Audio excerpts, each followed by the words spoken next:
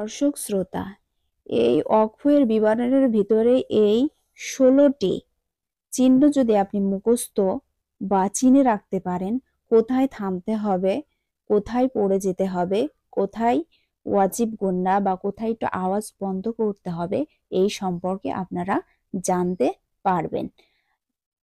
অক্ফ এর বিবরণ। অক্ফ অর্থ খাড়া হওয়া বা দেরি করা।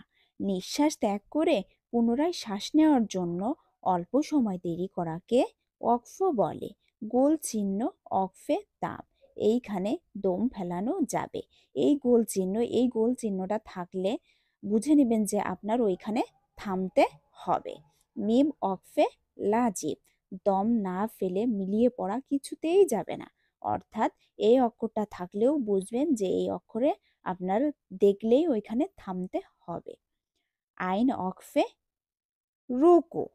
দম ফেলাতে হবে, অর্থাৎ এই আইন অক্ষরও থাকলে ওইখানে আপনি দম ফেলাবেন। ত ওয়াকফে মুতলাক। দম ফেলানো ভালো। জিম ওয়াকফে জাইজ। দম ফেলানো যাবে, আবার পড়াও যাবে। ওয়াকফে মুরাক্খস। দম না ফেলে মিলিয়ে পড়া উত্তম। লাম ওয়াকফে আলাহি। দম ফেলানো যাবে না। এইখানে দম না ফেললে মিলিয়ে পড়তে হবে। নিচেই কোনো ওয়াকফ থাকলে মিলিয়ে পড়তে হবে না। 6 ফোঁটা ওয়াকফে মুআনাকা।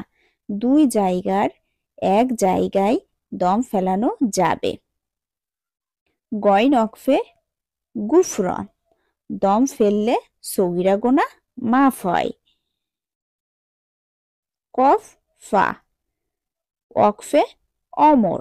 দম ফেলিবার হুকুম করা হয়েছে। ছা ওয়াকফে মুজাওয়াজ। দম না ফেলে মিলিয়ে পড়াই ভালো।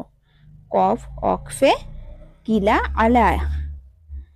দম ফেলানো ভালো। সাকতা। দম ফেলানো যাবে না, আওয়াজ বন্ধ করতে হয়। ওয়াসল। ওয়াসল আউলা। পড়ে যাওয়াই উত্তম। ওয়াকফে, এই চিহ্নটা হচ্ছে ওয়াকফে জিব্রাইল।